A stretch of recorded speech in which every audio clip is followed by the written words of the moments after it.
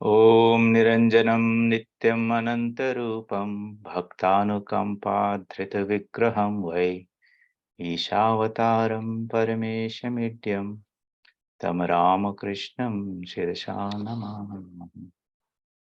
Namaste everyone and welcome to our study of the Bhagavad Gita. We are revising chapter 13 and we have completed 3 sections of that chapter. The first was to do with the Kshetra, the field, that which is described as Prakriti, Maya, nature, the objective world. The second section dealt with what is called, which Sri Krishna calls as knowledge. Knowledge more related to the practices that will bring about self-knowledge. And we discussed them in great detail as to what happens in our mind space in terms of the impressions, the samskaras, the spiritual samskaras that are created when we take up those spiritual disciplines. And gradually, it leads to the purification of the mind. And in the pure mind, the Atman, which is our own self, reflects with clarity. And then that same reality, which is the transcendental reality called Brahman, the absolute, the phenomenal, is also pervading and immanent in everything else.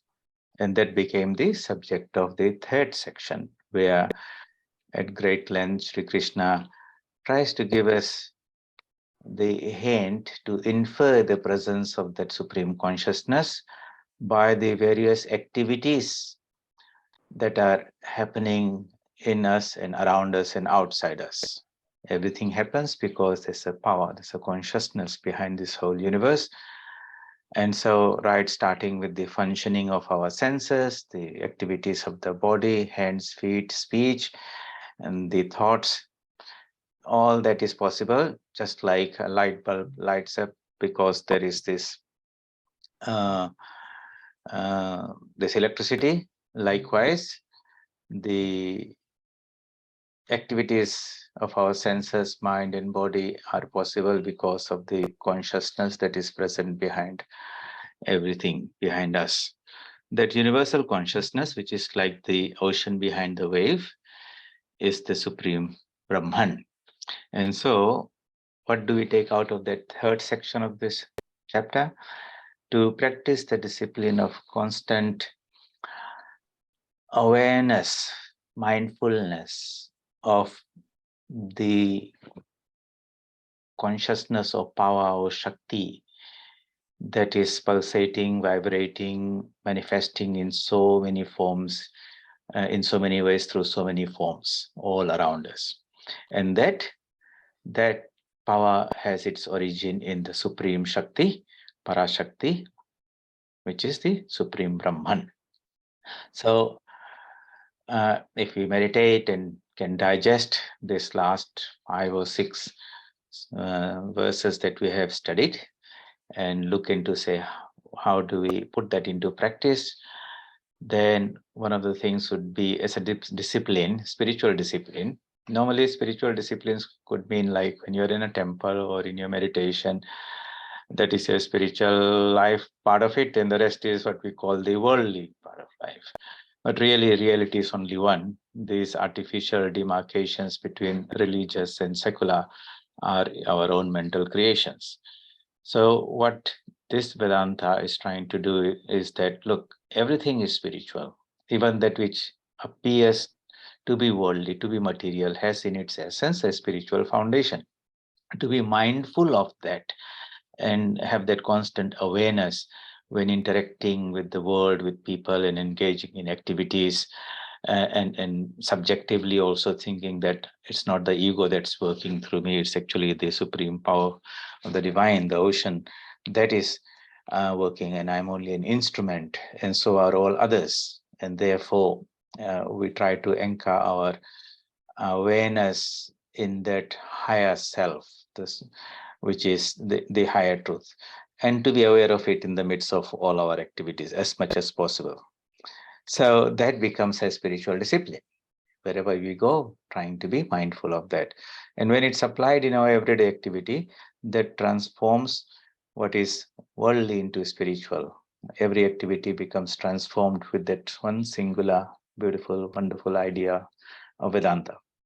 So, and that's those who know about the Ramakrishna Mission's activities, services, they're not social service, they're not like Rotary or Red Cross activities. It is a spiritual discipline. The philosophy is Shiva Gyane Jiva Seva. That which appears to in front of us as Jiva, as a human being, is really Shiva in this disguise.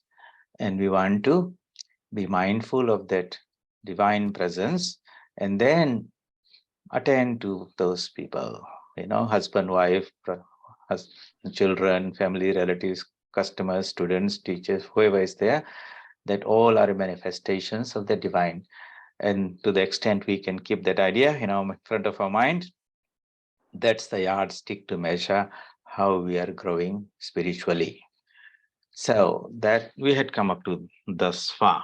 And now today we will carry on from there on. But if you have any questions, this is the time to ask, to discuss. And it's not about completing this chapter 13, but it's more about analyzing it, digesting it, and right in the beginning, in the introduction, we talked about this Bloom's taxonomy, what we call this knowledge, information, application, then analysis and synthesis. So that is what we're trying to do, analyzing and synthesizing how we can apply those teachings in our life. And the last of those 6 steps is feedback to ourselves, how much we're applying them. So if you have any questions, this is the time to ask. Otherwise, we can roll forward. There was a question last time. Somebody asked, yeah, I think Bhavana, well, who is the Ishvara? So Ishvara is that being, the supreme Brahman is the only reality. When that Brahman is identified at a macrocosmic level, that means at the ocean level, and he says, I am all the beings, as opposite to us who are identified in the microcosmic level and say, when I say I am the being, it means this one individual only. So the sum total, samasti, that's the Sanskrit word, the sum total, the macrocosm of all beings, all the jivas, the consciousness that is identified with all of them, that is the Ishvara idea. So as an example, in our everyday life, at our personal level, if I say every cell in our body was a jiva, and when I say I am, I mean the sum total of all these jivas. But it's not just sum total, it's much more than that. It's not just a physical body, but it's a mind, and it operates and thinks and everything. So in that way, think of a cosmic being to whom this whole universe is his body. And when he says I am, it means this whole universe and all beings are part of it. That is the concept of Ishvara in Vedanta. All right, so let us look at verse 21. Here, and in the next few verses, the relationship between the Purusha and Prakriti will be described. So Purusha is actually the Brahman, the entity with who's contributing the consciousness part of it. And Prakriti, we talked about, these are the 24 cosmic principles according to the Sankhya philosophy, starting, which are produced of the 3 gunas, sattva, rajas, and tamas, and starts with ahamkar, mana, buddhi, chitta, then 5 tanmatras, 5 gyanendriyas, karmendriyas, and 5 gross elements. Altogether, 24 cosmic principles, that is Prakriti. So what is called nature, manifestation, phenomenon. And beyond that is that Purusha, which is the entity that is the consciousness, pure consciousness. So this verse says, Purusha prakriti sthohi bhungte prakriti jnana guna, jan gunan. Karanam guna sangasya sad asad yoni janmasu. So we are born in bodies. Different. So the translation is, Yoni means wombs. We are born in of mothers, parents, and there are different types of manifestations, good and evil. Those who have performed good activities, they take higher births. Here it means where there's a greater manifestation of consciousness. And those whose karma activities have been evil, they go down and take life forms of animals and even can go further down in nature. So sad, asad, yoni. Sad means that is good. Asad means that which is its opposite. Yoni, wombs, janmasu. It is born again and again. This is samsara. How did it happen? What's the cause? Karanam. Karanam, guna sango asya. Guna sango asya. Contact with the gunas. What is contact with the gunas?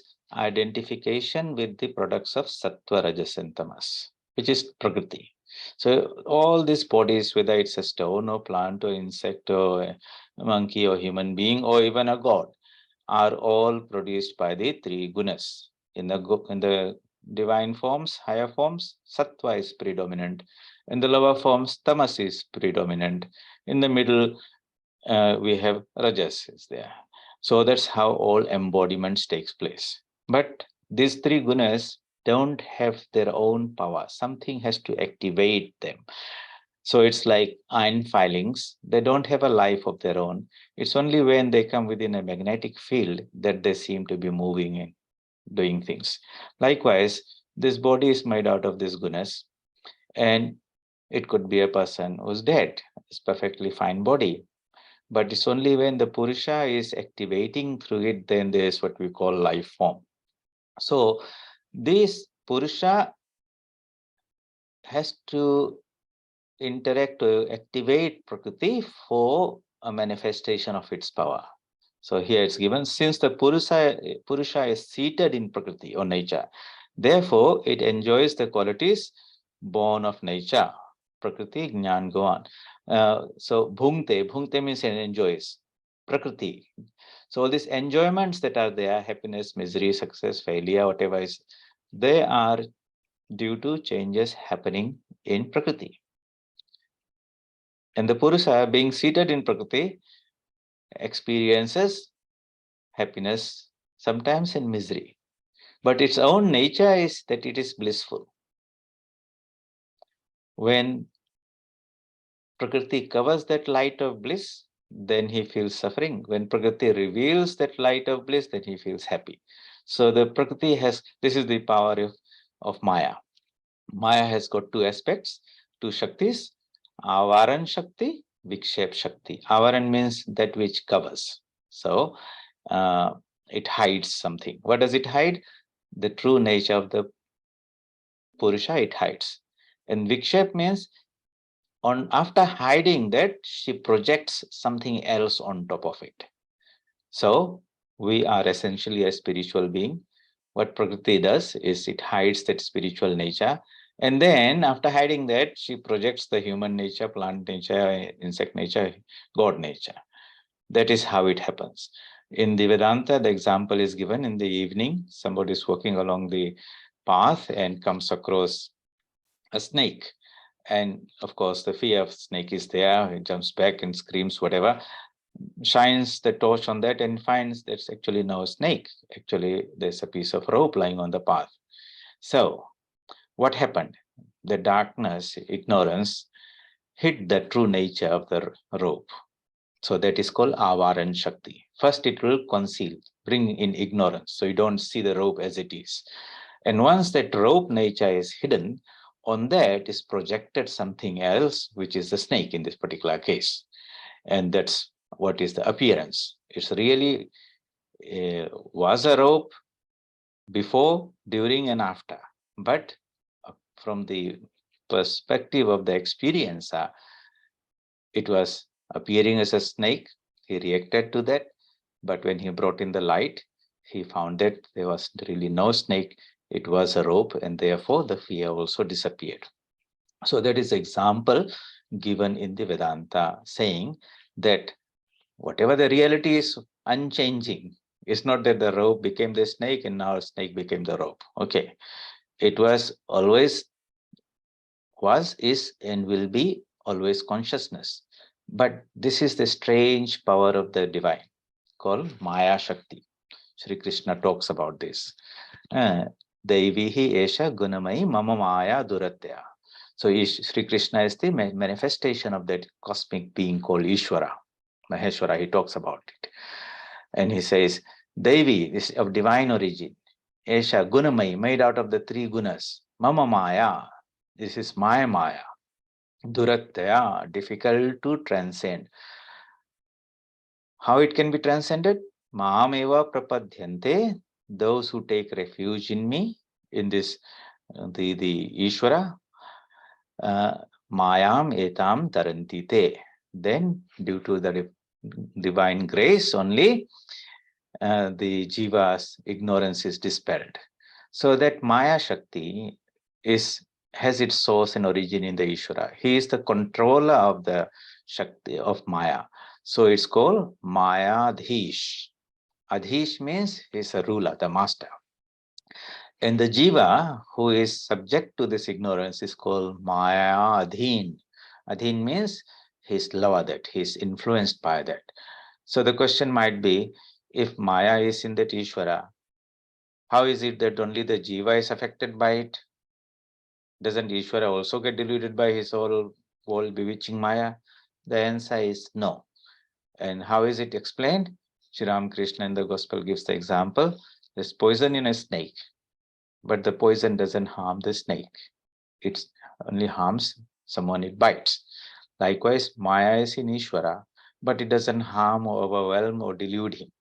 But it deludes other beings who are the Jivas. So that relationship between Purusha and Prakriti is explained here. Since the Purusha is seated in Prakriti, therefore it enjoys the qualities born of nature. Contact with the gunas is the cause of the birth of the Jivatman in good and evil wombs. This is called samsara, coming and going. And so, what do we get out of this particular verse? We have understood what is the root cause of embodiments. The root cause of embodiments is the Purusha coming in contact with Prakriti.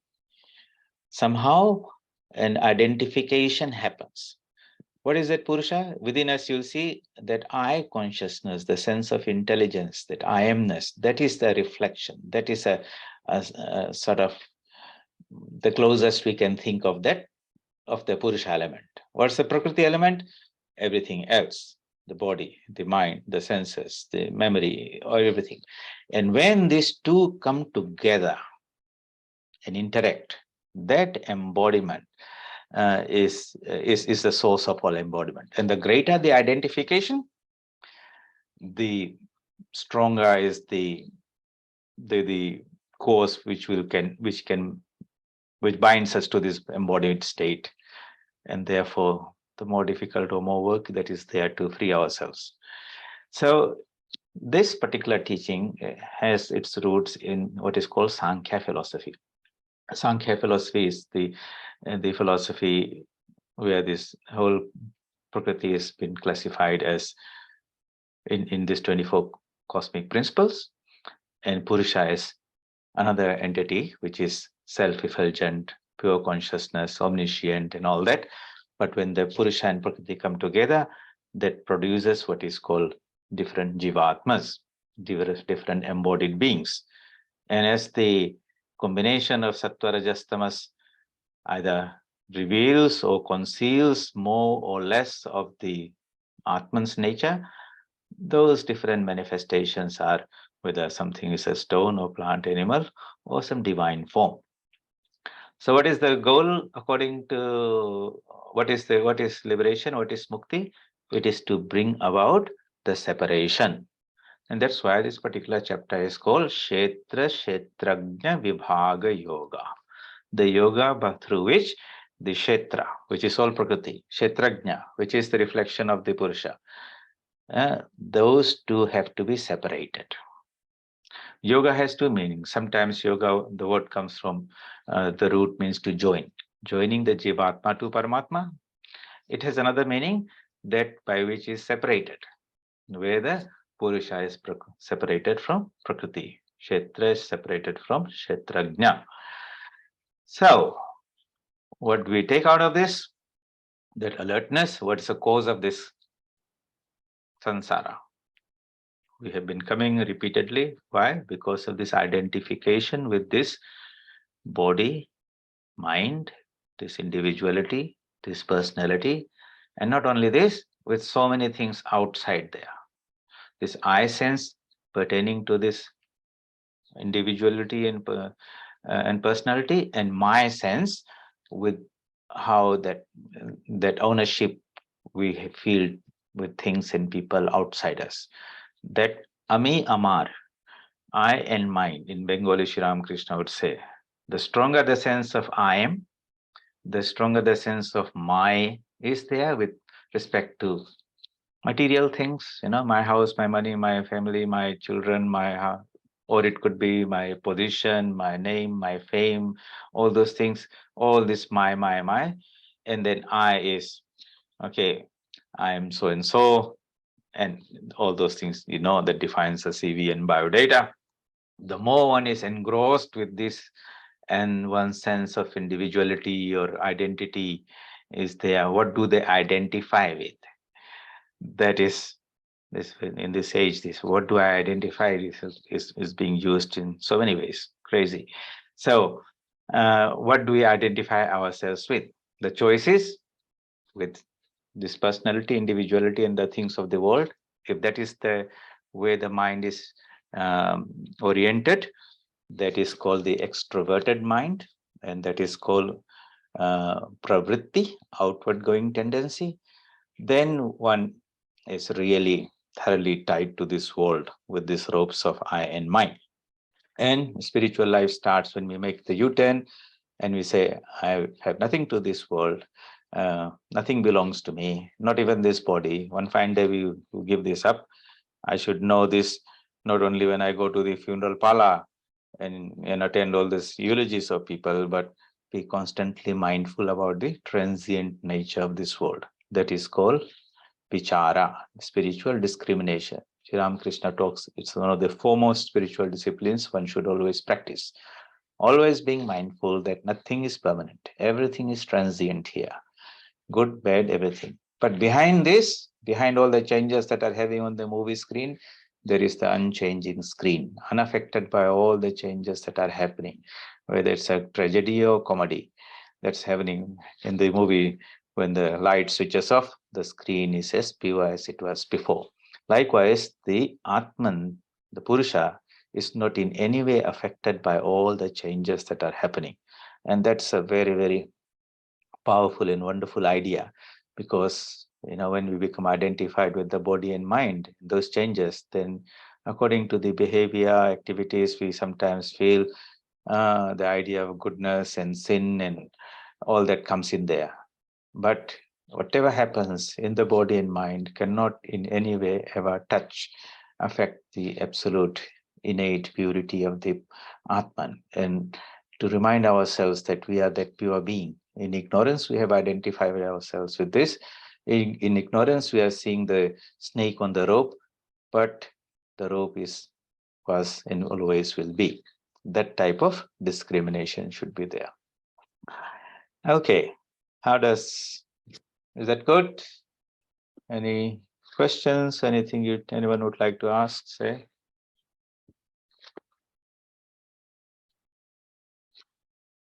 Very quiet. All right, let's go to the next one then. So, Upadrashta Anumanta cha bharta bhokta maheshwara paramatmeti chapyukto dehe asmin purusha para. He who is the witness, the permitter, the sustainer, the experiencer, the great Lord, and who is also spoken of as the transcendental self, is the supreme person in this body. So every body, or in every body, the supreme divine presence is there. What is his nature? Well, he is the Upadrashta. Upadrashta is the witness of everything that is happening. So this higher aspect inside there that is sometimes manifested more or less, which is the buddhi, the observer.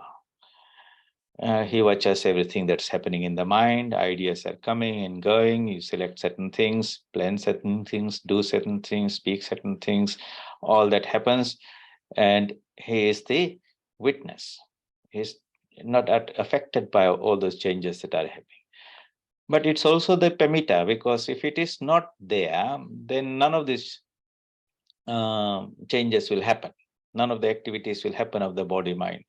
So it's like without the electricity, the fan will not move and the light will not shine and the speaker sound system will not happen. It is the pamita. And sustainer, because even those forms that are happening or coming into existence, like a thought comes and stays for a while and disappears, or this whole universe comes and stays for 14 billion years so far, and then after some time it will disappear.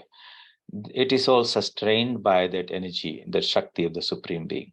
It's also the experiencer, and he's the great Lord. Lord means he has the control of everything. Upadrashta, Anumanta. Anumanta means he permits it. Bharta, he is the sustainer. Bhokta, enjoyer. Maheshwara, Maha Ishvara, Maheshwara. And it's also the Paramatma, the transcendental self. Iti, Paramatmeti. Paramatma iti Paramatmeti. Cha api ukto. Ukta means spoken of. So that Supreme Being is spoken of. Where is he? Dehe asmin. Asmin, in this body. In this body, Dehe asmin, Purusha para. Para means supreme. And who's that? The Supreme Person, the Supreme Being. So he is the witness, the permitter, the sustainer, the experiencer, the great Lord, who is also spoken of as the transcendental self, is the Supreme Person in this body. When we do not know this particular fact, are not mindful of it, or haven't experienced it, that state is called ignorance. What is an enlightened state? A state of a Jivan Mukta, a person who has reached the supreme knowledge. He is aware of this truth, that the ego is only in the ego or the body-mind complex that was considering itself to be a jiva is only an instrument in the hands of the divine. It's only a wave on the surface of the ocean. Without the ocean, it cannot come into being, or the ocean brings it into being, it sustains it, it acts through it, is the great Lord. At the same time, it is from below watching everything that's happening on the surface. The ocean is the transcendental self, that is a Supreme Person acting through this body. To be mindful of that, to be aware of our relationship or the true identity as the aspect of the divine being, that is a spiritual sadhana. So in all of these, we have to pick up some ideas and meditate on them and say, suppose I were an enlightened person. How would I see this world? How would I view everything? And that itself is a sort of discipline. And you'll see that, oh, there's a divine consciousness in me. That is the witness of everything. If it permits certain things happen, and he is the sustainer, he is the Supreme Lord, he is the one working through this. I am only an instrument. He resides in the heart of all beings, in every body. It's there, more or less. His manifestation of power is more somewhere, less somewhere. Shakti Vishesha. Vishesha means it is different, differentiated, different manifestation of power. Same electricity flows, 40 watt bulb, 60 watt bulb, 100 watt bulb, but 240 volt power supply. So the same universal consciousness is present, but its manifestation is power is more or less, and depending on the capacity to manifest that. Okay, so this is what has happened here now. Okay, even though we think of God as Supreme Being, as some being out there to be realized in samadhi only, what this verse is saying, no, it's present here and now in every being.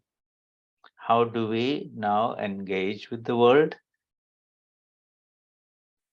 by keeping this idea in the forefront, to be mindful of the spiritual foundation and the basis on which all these names and forms are appearing and disappearing. Okay. Then, this is interesting because we don't want to be born again. We want to put an end to the samsara and everything. So, what is the method? He who knows thus the self and nature along with the gunas will not be born again in whatever way he may live. Ya evam vyakti purusham prakriti cha gunai saha sarvatha vartamanopi nasa bhuyo bhijayate. Ya evam. Ya means who. Evam means thus. Thus, as has been described in the preceding verses, Purusha and Prakriti, especially the last two, where it is trying to give the relationship between the Purusha and Prakriti, Prakriti with the gunas, made of the three, Sattva, Rajas, and Tamas, and everything that is produced out of that. So, in the light of this knowledge that Sri Krishna has shared, he says that he who knows thus, evam, what? The self, Purusha. Vyakti means he who knows. Knows here does not really mean an intellectual understanding, a philosophical understanding. It means an experiential understanding, where at some point you realized yourself as that pure Atman, pure consciousness, and say, that is me, as totally separate from Prakriti. And then you understood that this Prakriti, with all these varieties of things that it has brought forth, is made out of the three gunas, and the three gunas are combining in different combinations and permutations, and that's how all these different bodies are produced. And in these bodies, the Atman shines more or less. If it's shining more, it's a divine body. If it's shining less, it's a very, very lower life, a pretty lower life form being. So when this knowledge awakens in the pure mind of a sadhaka, then sarvatha. Sarvatha means everywhere. It does not matter in whatever way, whichever station of life. It doesn't mean that you are a monk or a householder, whatever. The important thing is that knowledge. Vartamanopi, wherever he may live, vartamana. Nasa bhuyo, bhuyo means again, na means no, sa means that person, abhijayate, will not be born. Na abhijayate. That means once this separation happens, then the Purusha will remain disconnected from Prakriti. The example that is given in the scriptures, in the Gospel, Sri Ramakrishna also uses that, is a green coconut. So inside a green coconut that is not matured and not dried yet, you'll see the nice soft flesh. But when you try to use a spoon and scrape it, you find that it is so deeply connected with the shell. The shell is still soft inside. You try to scoop, you might scoop a little bit of the shell also. But as the coconut matures and it's become brown and dry, and the water inside also dries off, then at some point the copra, the hard flesh part, will shrink and it will rattle inside there, separated from the shell. That separation is given as an example of the Purusha, in this case, which is the copra from Prakriti, which is the shell and the husk of the rest of the non-essential part of the coconut. So this is the method of, or the means of self-realization and putting an end to the cycle of coming and going. And that's what spiritual life is all about, developing that detachment. Detachment from things of the world, detachment to things that we consider to be ourselves. And when you give up all these attachments to these lower things, then the true nature, the infinite glory of the Purusha begins to shine. And it is far much more superior than anything that we know.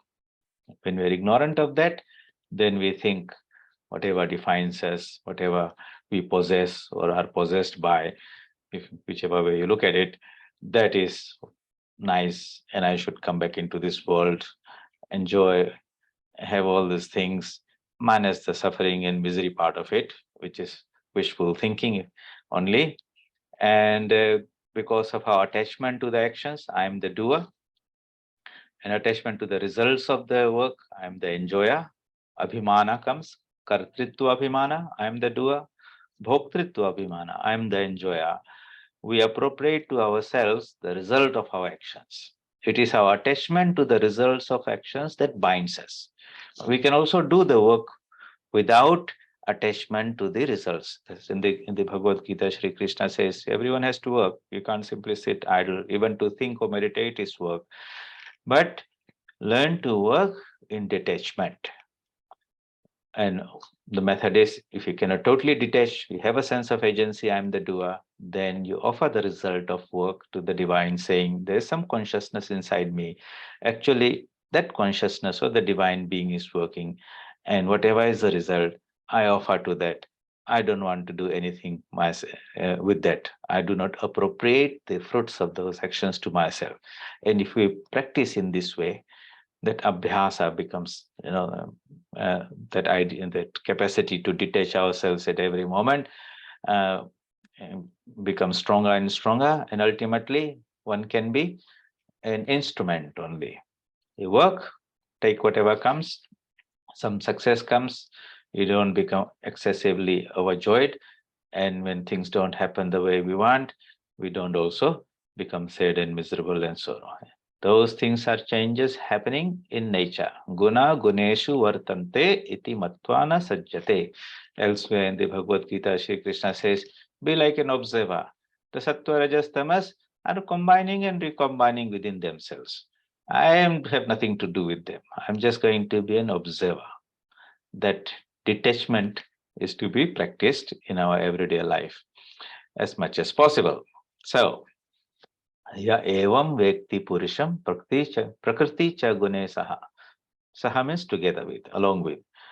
One who has realized this purusha and prakriti along with the three gunas, such a person, doesn't matter where and whatever type of mode of life they have, sarvatha vartamanopi, what happens? Na sa bhuyo abhijayate. Na abhijayate bhuyo is not born again.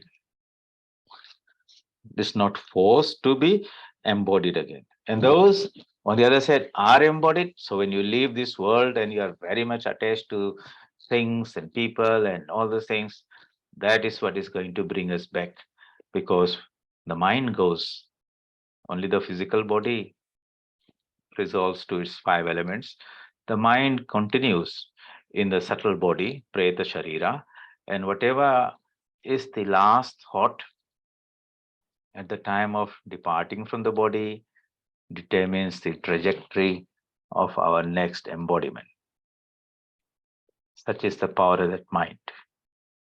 And that's why the scriptures say that if you can, through practice, train yourself so that the last thought would be thinking of the Atman or the divine or God, then such a mind will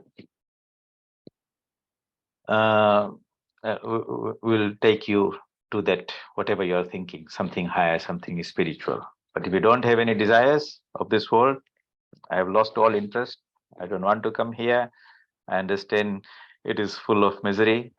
Even if it comes, a little bit of happiness, it comes along with that misery comes, even if it's very, very blissful, but I know it's only transitory. Therefore, I don't want to be reborn. If that is a very strong idea at the time when we depart, it's a wonderful thing. And that comes through practice, sadhana.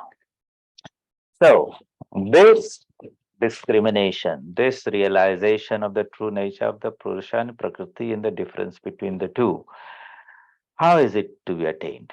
So the verses from now, 24 onwards, begins to talk about the means to bring about this separation. So let's look at the various sections. The first talked about the material world, Kshetra. Then talked about the various type of disciplines to be practiced, jnana. Then it talked about the true nature of the transcendental reality, the knower of the field, Ch13. Okay, the various attributes of Brahman, universal consciousness operating through various bodies, mind, senses, and all those things. Then it talked about the relationship between the two, Purusha and Prakriti, in the last couple of verses, which we have discussed today. And it talked about how that association of Purusha with Prakriti, that identification with the body mind complex and things outside the world, is the root cause of our being born again and again. Why? Because we have not developed that subtle perception to discriminate between the three. We become totally identified and mixed up with that. Through sadhana, japa, meditation, and spiritual practices, through the yogas, the mind becomes purer and that buddhi awakens. And in that awakened buddhi, in the subtle mind, the capacity to discriminate between these also develops, and we begin to realize, oh, they are different from me. I am the sentient, I am the consciousness being, the rest is other than me. And so that is the pathway to liberation or mukti, where the Purusha becomes separate from Prakriti and is not forced to be born again. In others, according to the karma, according to the samskaras that are latent, some what you call impressions that are in the mind, one is forcefully sent to this world. Avasha, that's in the Bhagavad Gita. Also, when Sri Krishna says, what's the situation of a person who has died, given up the physical body, is in a what is called the Sukshma Sharira, or it's also called the Linga Sharira. Well, the sum total of those impressions will forcefully impel one to take the body according to its constitution. Therefore, this mind has to be purified. And so, from here on, next couple of verses, the means, the methods are being told, because that's what we need to know. How is this separation possible? So, is it only one way or many ways? There are many ways, and Sri Krishna talks about them. ध्यानेन आत्मनि पश्यन्ति केचिद आत्मानम आत्मना अन्ये सांख्येन योगेन कर्म योगेन चापरे. So various options are there, various means are there. Through meditation, some realize the self in the intellects with the help of the internal organ. Internal organ means antakarana. Atmanam atmana. Dhyanena. Dhyanena means through meditation. Atmani pashyanti. Where do they see the divine being? Within themselves. Atmani, within. Pashyanti means to see. To hear, it doesn't mean seeing through the eyes, it means more experiencing themselves. Where would you experience the divine? Okay, in your own heart. That's why we meditate within. We withdraw the mind from the external world, we calm the body, we pray for the welfare of everyone, and then we turn the mind around and say, here's this body, it is gross, made out of matter and things, but behind it is a mind made of thoughts, ideas, knowledge, and all those things. And behind that is intelligence, which is the buddhi. And behind that, behind here means finer than, that is the pure consciousness. That is the real me. And in that, because it's abstract, it's difficult to hold the mind on something which doesn't have any name and form. We visualize that supreme consciousness again taking the form of some divine personality, which is one's chosen ideal, Ishtadevata, as taught or identified by one's own spiritual teacher. And then to anchor the mind on that divine form, we need some name, because names and forms are interconnected. That's how the mind is constituted. So the mantra is the name. And through discipline, japa means meditation means contemplating on the divine form and repeating the mantra. Tad japa tadartha bhavanam. In Patanjali Yoga Sutra. Pranava Om is the supreme mantra. Repeat that, or the whole mantra. And Artha Bhavanam, that means it denotes or it indicates that supreme consciousness as different from this body, this mind, this ego. So we are trying to bring about that separation during our meditation. In a normal state, we are totally identified. Mind is extroverted, busy with things outside the world as revealed by our senses. Or if you close your eyes and then you're aware of yourself as a physical being, human being, my body, and aware of your thoughts, ideas, emotions, feelings that are floating in the mind space. And there's a sense of this ego, I am this bundle of iron. Uh, and so in meditation, we try to acknowledge the presence of the consciousness that's behind all this and it's operating through that. And it's trying to bring about a separation by turning the mind around inwards and focusing on the divine presence, and with the help of the mantra, keeping the mind on that idea. So that's called Dhyanena Atmani Pashyanti. Kechid Atmanam Atmana. Kechid means some people, not all. So Atmanam Atmana, they, let's look at the word meaning. Dhyanena, through meditation. Kechid, some yogis, Pashyanti, realize Atmanam, the indwelling conscious self, where Atmani, in their own intellect. Intellect means behind the pure buddhi. How? Atmana, with the help of their internal organ. That means this mind that we have, when it is directed externally, it becomes contaminated by the samskaras and impressions of the external world.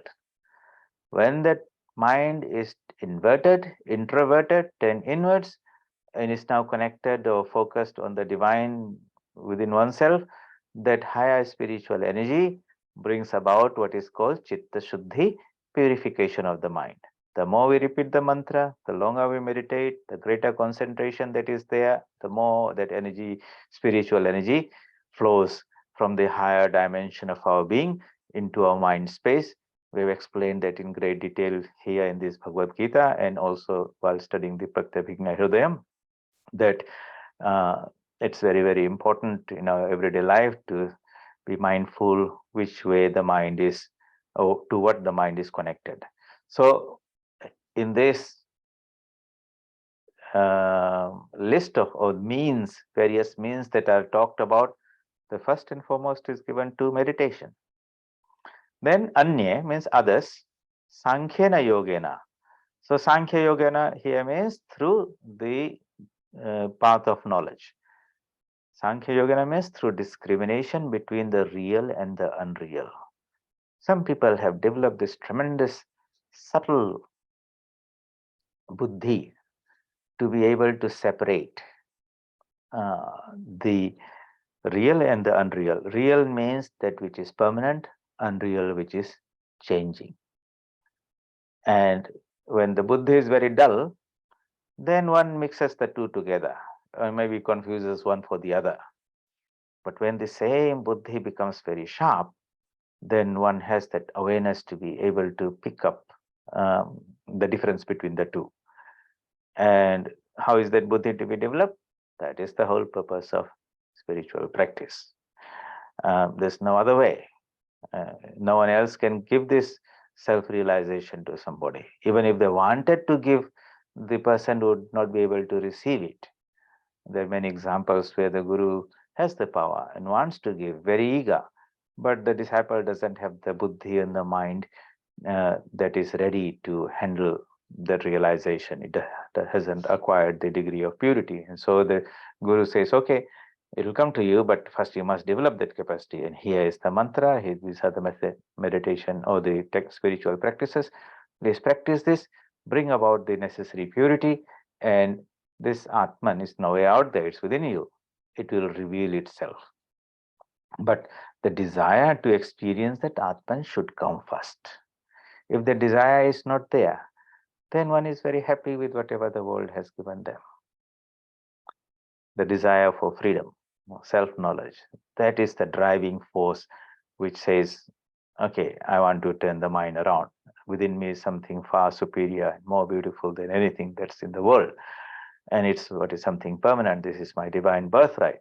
And all those wonderful things we talk about as the qualities of the Atman. The more we think about it, the more we hear about it, the more we see, read about them in the lives of people who have experienced this, at some point, some some desire will awaken in our own heart and say, I want to have that experience in this life itself. Why should I come back again? And so that's the driving force to reject and give up slowly and sometimes fully what the world has to offer and dive into our own self. So, first was meditation. The second is this path of constant discrimination between the real and the unreal. The world is unreal, it's an appearance. And the reality is that consciousness on which this appearance is being superimposed. The reality is the rope, the appearance is the snake. And so this phenomenal world is the appearance, and the reality is the supreme consciousness. There's a beautiful lecture of Swami Vivekananda in volume 3 of his complete works. It's called One Existence Appearing as Many.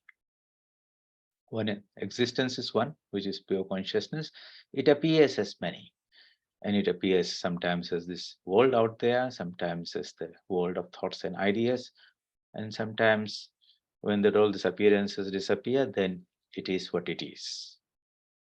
So, and others, Anye Sankhya Yogena, Karma Yogena, Cha Apare. Apare means others through Karma Yoga. So, couple of methods have been told: Dhyana Yoga, Jnana Yoga, Karma Yoga. Three methods have been described here as means to bring about the realization of ourselves as that Purusha or pure consciousness, different from Prakriti. And then some more are given here also. Anye tu evam ajananta shrutvan ebhya upasate tepi chati tarante eva mrityu shruti parayana. Others again who do not know this, who have not read the Gita, who don't have the capacity to understand all this philosophy, and this gymnastics is too much, it gives me a headache, oh, it's too late in life to go through all these things.